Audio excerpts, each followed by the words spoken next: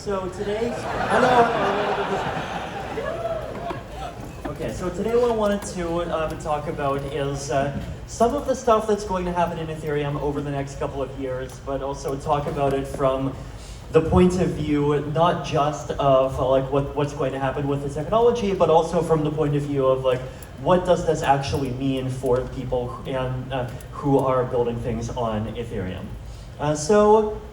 Probably the biggest news this year, right, is the merge is coming. So the merge is, so Ethereum switched to proof of stake. This effort that we have been working on for basically the last eight years, right? So the first blog post that we wrote about proof of stake was back in January 2014. And in the years since then, a lot of research has happened. In 2017 to 2018, we converged on what we call the beacon chain today, the version of proof of stake that we ended up actually implementing. 1.5 years ago, the beacon chain was actually launched. And so pretty soon, what's going to happen is this complete switch where Ethereum finally switches over to being a pure proof of stake system.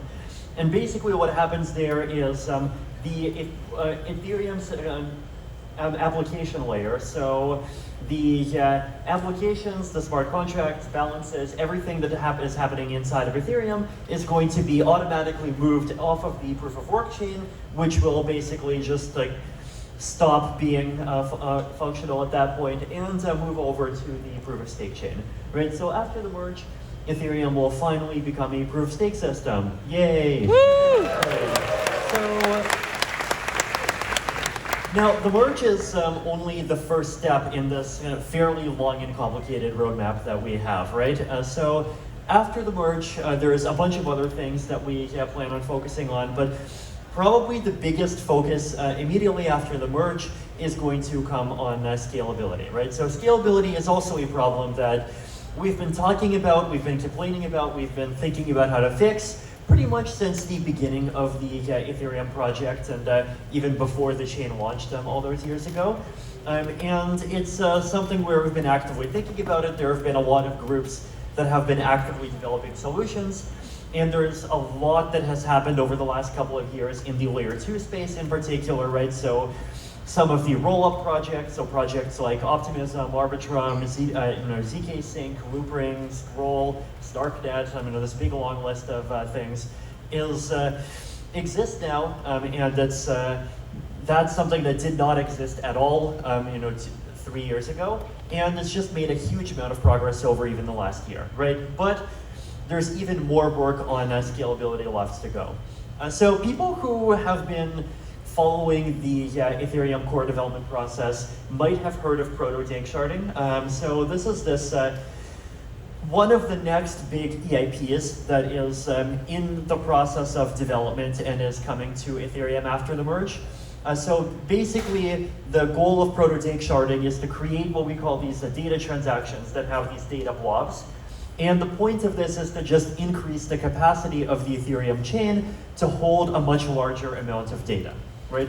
And there's this very nice synergy between these data blobs and layer 2 rollup projects because rollups are very good at scaling transactions, but they need some space to put their data. And expanding the blockchain's ability to hold more data so that these layer 2 rollup projects can use is exactly what proto-dank sharding is about, right? Now, proto-dank sharding, as you can tell from the name, it's only the first step, right? So after proto-dank sharding, there's going to be a second step, which is just called dank sharding. And dank sharding will massively increase the number of these data blobs that the chain can hold. So that's the long-term roadmap, right? The long-term roadmap is to basically increase the amount of data that the Ethereum chain can hold up to somewhere around 16 megabytes every slot, right? And today, the average block is only about 80 kilobytes. So massively increasing the amount of data that the Ethereum chain can hold. And it's done over the next a couple of stages. Proto-dank sharding is the first stage, and even proto-dank sharding by itself is going to be a big improvement over how much data the Ethereum chain can hold today. Now, at the same time as improving how much data the Ethereum chain can hold, there's also another effort that's happening at the same time, which is improving how much data rollups use, right? So this is so data compression in rollups. This is something that I've talked for a long time about as something that really needs to happen. Basically, trying to pack a much larger number of transactions into a much smaller amount of space, so that we just get a big scalability gain for free, right? We can pack more transactions without really having to spend more resources at all. So this is just this chart that I published about a week ago that kind of shows the different stages and like how much you could do, right? So a transaction by itself, this is an ERC20 token transfer, takes about 188 bytes. And if you add like different forms of compression, so taking out 0 bytes gets you down to 154 bytes, doing some signature aggregation takes you down to 128, making stateless compression even better, 75, and then even more advanced compression, the kind of where the decompression algorithm can look into the chain and look into the history, you can go all the way down to 23, right? So there's like a lot of this work is work that's actually started to happen. So a couple of months ago, Optimism actually implemented a 0-byte compression. And ERC4337 is also an effort that's been really picking up steam over the last couple of months, right? So a lot of effort to help the Ethereum chain hold a lot more data, and a lot of effort to help every individual transaction in a rollup use less data. So we're talking about Ethereum over the next couple of years being able to process a much larger amount of transactions than it has been able to before, right? So what do these two things mean for Ethereum, right? So these are not the only two technical upgrades that are happening to Ethereum, but there's probably the two most important ones, right? But what does this actually mean for Ethereum from the point of view of someone using it or someone building on it? So starting off with the merge, right? So the merge is going to happen first. So Ethereum's energy consumption will be reduced by more than 99.9%.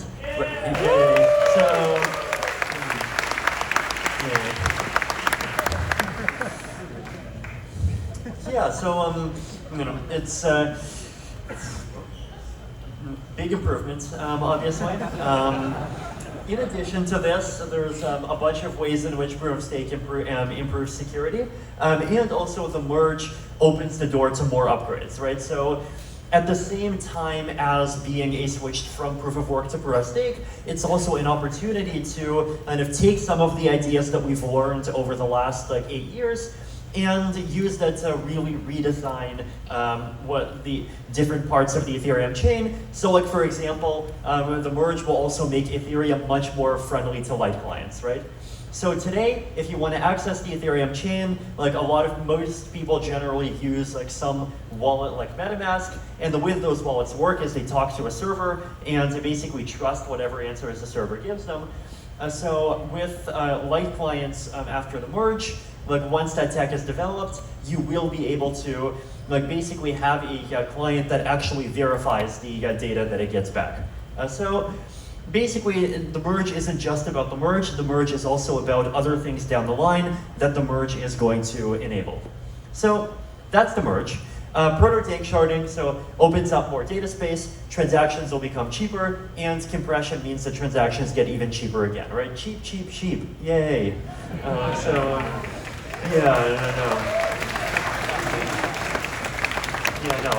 know there's, inflation and 8.5%, and gas prices are going up, but here, gas prices are going down.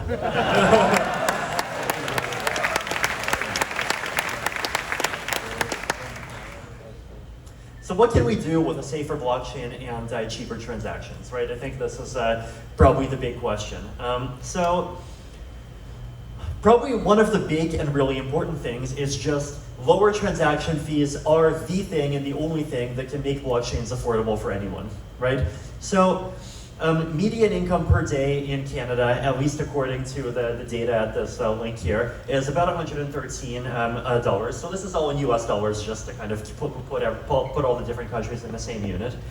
In Poland, median income per day is $42. In Mongolia, it goes down to $16.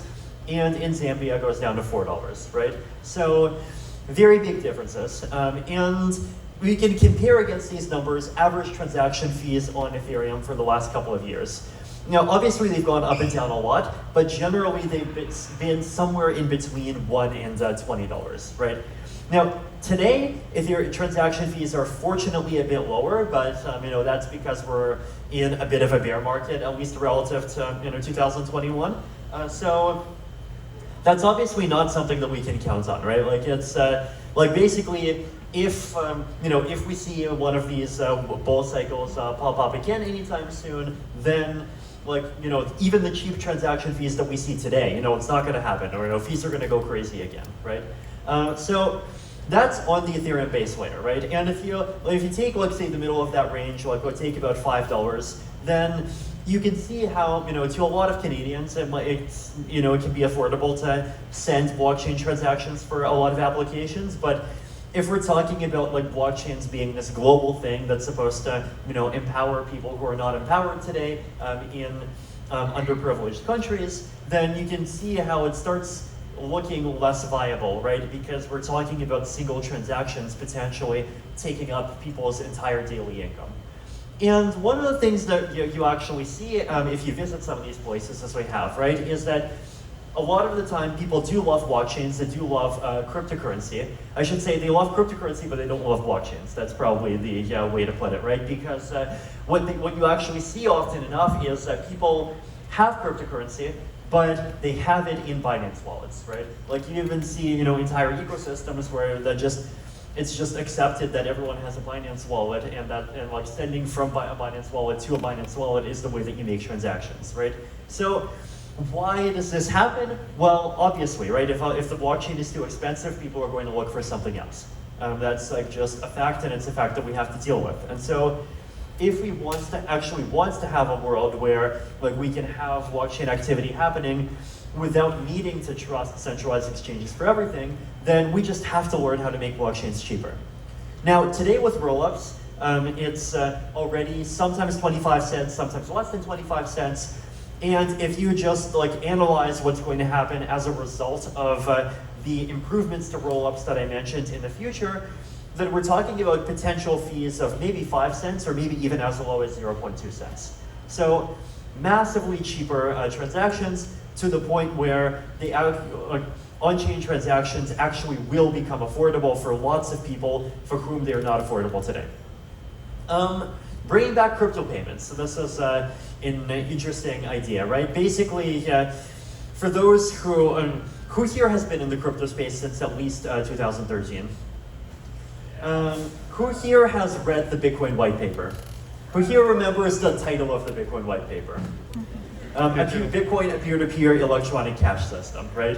Back in the good old days, people thought blockchains were for paying people. So, yeah, right. So even back in this picture, I'm curious. Does anyone recognize which city and this is from? It's not Toronto. It is. I believe this is actually Berlin. This is the Bitcoin Keats. Basically, it's this is. There was an effort in 2013 where people tried really hard to get a lot of people to move to one place and to get a lot of restaurants in the same region to all accept Bitcoin at the same time. And there was this big social movement where people were really excited about just trying to get an in-person Bitcoin economy happening, right?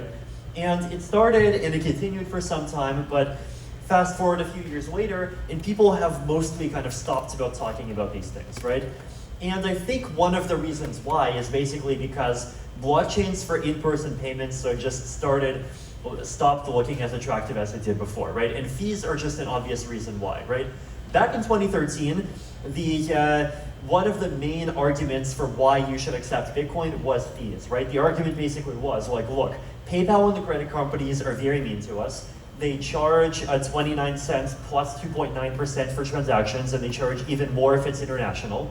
And so, if you send a payment with Bitcoin, well, the transaction fees are 1 cent, right? And this was the argument, and this was the pitch by which the first wave of merchant adoption happened.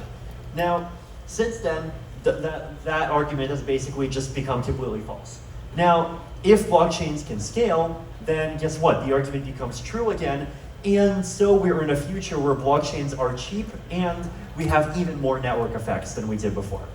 So the question is, if we have much more scalable blockchains, can we actually bring back crypto payments? And I think it's something that's going to be worth trying, right? Now, crypto payments are something that exists in a lot of different ways, right? So there's crypto payments on the internet, right? Lots of people use cryptocurrency for international payments already. Like, it's just something that happens quietly, and like people who do it, they just quietly do it. Like, there's no reason for them to make a big marketing pitch and announce it, and so it is happening. But there are a lot of cases where more of it could be happening, and it just isn't happening yet. So there's also kind of consumer to merchant payments, like paying for goods with businesses.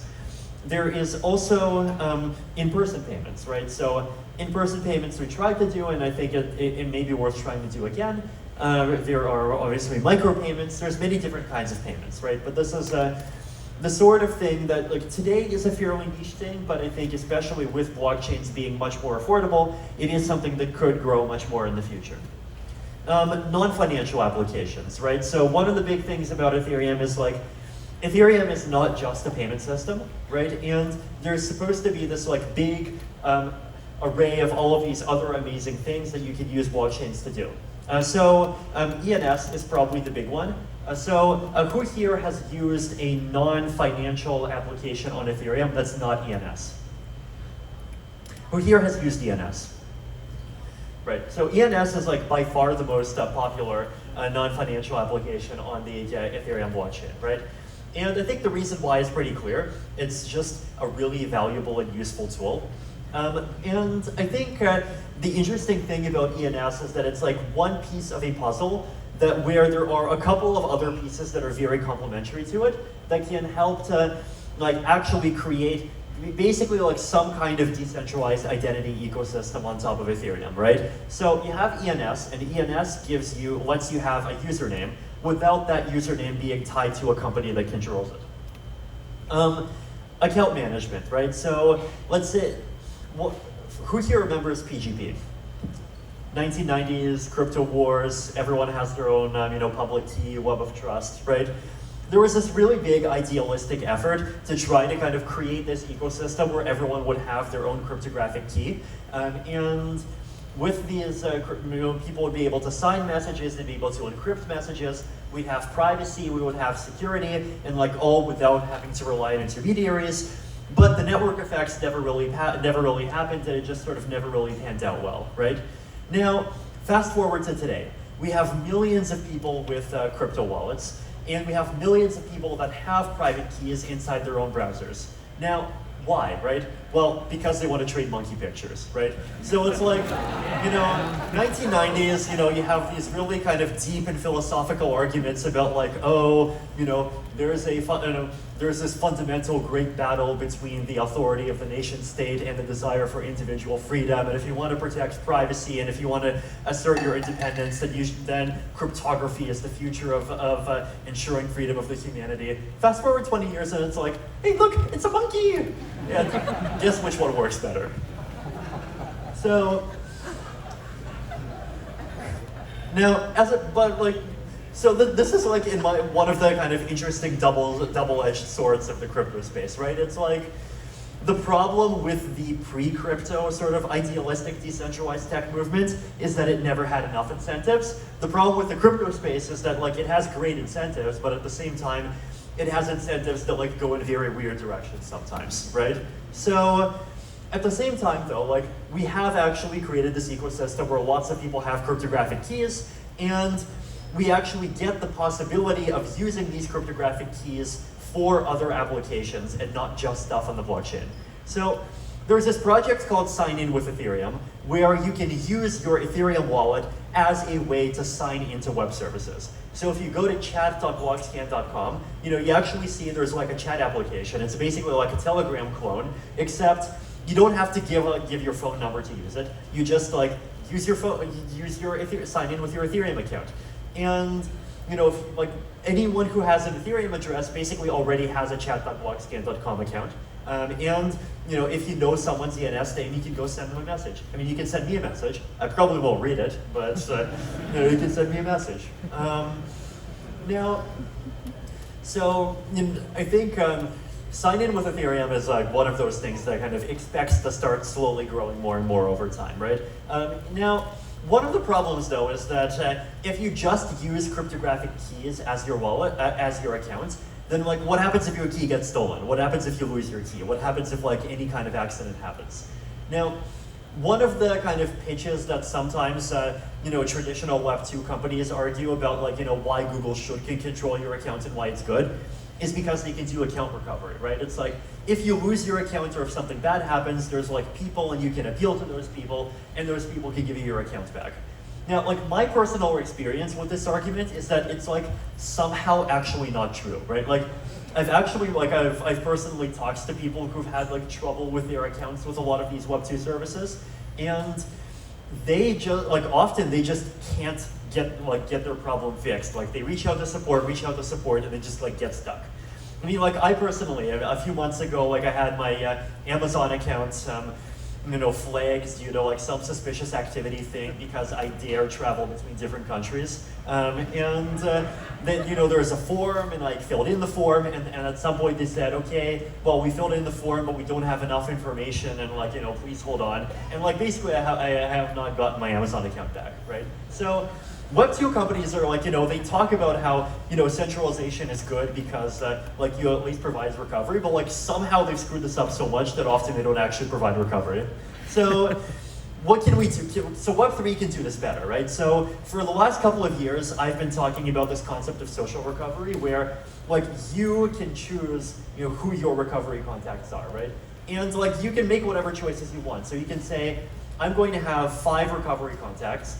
2 of them are going to be an institution, 1 of them can be my employer, 1 of them can be my dad, 1 of them can be a friend. And any 3 of those 5 can come together and recover your account and kind of reset your key to something else, right? And this is something that you can put into the rules on a smart contract, put that on chain. So this is, it's a very simple approach, and it's, I think, a sort of a model of security that is like both very decentralized, right? Like you're not giving up your control to any one single person, and it relies on forms of trust that people have and that people are good at, right? Like I think people, and especially less technical normal people, are going to be better at picking seven friends that they trust than they are going to be at like writing down 24 words and making sure they write it down correctly, making sure this weird piece of paper is like, they're going to be able to keep it for 10 years and not lose it or get it stolen ever. But, so it's like actually a great solution, but implementing it correctly requires smart contract wallets. So fortunately, smart contract wallets are actually coming.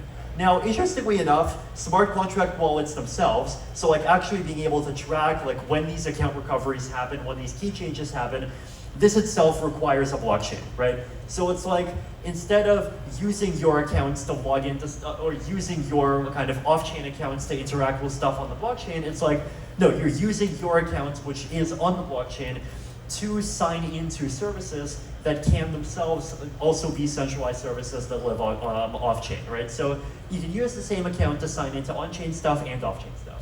So that's the second piece of the puzzle. Third piece of the puzzle, attestations, right? So it would be nice, for example, if you can prove that your account actually is a human and that it's not a bot, right? So this is something that, like, for example, in the context of social media, a lot of people care about, right? So, if you want to improve the quality of social media and like reduce the level of terrible stuff without kind of, trying to impose specific political opinions or like control it in particular directions or whatever, one very simple thing that you could do is just make sure that the people who are posting actually are people instead of being like some fake kind of farm where you have one person controlling 5,000 accounts through a bot, right?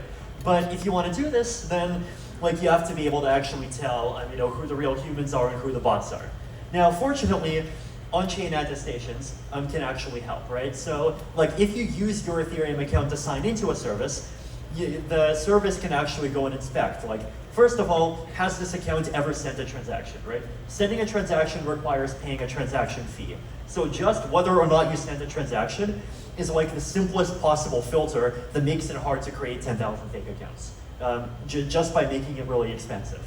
Step two, you can look at like things that that account has done. You can check for a proof of humanity profile. You can check for like a pope. It's a token that proves that you attended some particular event, right? There's like a lot of different things that you can check for. And once you do that, then you can get some kind of like better indication of like, well, how likely is it that this account actually is a unique person? Now, this is something that like we can improve over time, so we can combine it with fancy zero knowledge stuff, and we can improve privacy, and you can do really fancy and cool stuff like prove you're a human without revealing which human you are, right? So we can have kind of privacy and better security at the same time. Now, these are all different kind of pieces that really fit into each other, right? So you want to have an account in order to sign into services and interact with services. Now, with that, you want your accounts to have a name. If you want to have a name, ENS is great for that. If you have an account, you want to be able to like manage that account, be able to change the key, do security stuff, on-chain smart contract wallets, and you want to prove things about yourself, on-chain attestations, or off-chain attestations could, kind of with proofs attached, could work as well, right? So all of these pieces really fit together into this kind of Ethereum identity ecosystem, and like to me, this is probably like the best candidate for sort of Ethereum's second major app, aside from the DeFi ecosystem. So that's non-financial applications. DAOs, I think, are also interesting, right? And DAOs, I think we've seen a lot of like big DAOs, but we can also see a lot, like we could see more micro-scale DAOs, just like 5 or 10 friends coming together for some amount of time and pooling a few $1,000s together for some community activities. So things that are kind of a little bit too simple to create an entire corporation around, but where you still want to, have the money be on chain and like have some to kind of make decisions together and have some transparency. So all of these things could be done on chain, right? But making it viable and making people want to do these things on chain requires the chain to be much more affordable. There's enterprise blockchain use cases as well, right? So people have been talking about enterprise blockchain use cases for years. And I think in this case, like we don't actually need like fancy, roll-ups and proto-dank sharding for this. There's a structure called Validium that people that have been looking into and building more and more. Basically, it's like you do things in a server, and you kind of execute things in a centralized way, but then you use cryptographic proofs, so like ZK snarks, and you publish them on chain, and that way you have a regular record that basically proves that the changes that are happening are changes that actually are following the rules, and because you're publishing on chain, you can prove that you're not like giving different evidence to different people, and you can prove that the system isn't like reverting anything and it's not moving backwards, right? So this is also technology that is rapidly improving. It's rapidly improved a lot over the last 2 years, and especially I think with some of the ZK EVM stuff that's happening, it's going to improve even further. So I think these are like some of the consequences that are going to happen from the technical improvements that are happening in Ethereum over the next couple of years, right? But there are other technical improvements. So the Ethereum chain might in the future become not just cheaper, but also faster. Instead of including your transaction after half a minute, we might be able to provide confirmations after some shorter period of time. What kinds of things will that make easier? What about improvements to privacy, right? Well, like what can we do more of if Ethereum becomes a more privacy-preserving system? What will better middleware unlock, right? So if people build applications, are there applications that other applications can talk to where if you make one application good, that itself opens space for even more applications? I mean, I don't know, but I think these are all questions worth thinking about, right? So yeah, this is basically what I hope that we can start thinking about more, right? The technical improvements are happening and they're going to happen, but like what kinds of improvements in terms of what we use Ethereum for are these things going to make possible? Thank you.